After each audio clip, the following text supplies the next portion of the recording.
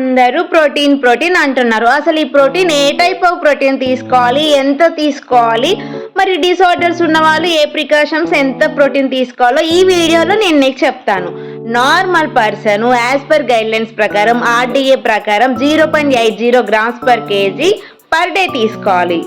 అంటే 60 kgs ఉంటే at least ఒక 45 grams ఆఫ్ ప్రోటీన్ తీసుకోవాలి. ఇది మినిమల్, ప్రతి ఒక్కరు తీసుకోవాల్సినటువంటి మినిమం. లేదు నేను ఇంకొంచెం యాక్టివ్గా బాడీ బిల్డ్ చేస్తా అనుకునే వాళ్ళు 1 నుంచి 1.5 grams per kg తీసుకోవచ్చు.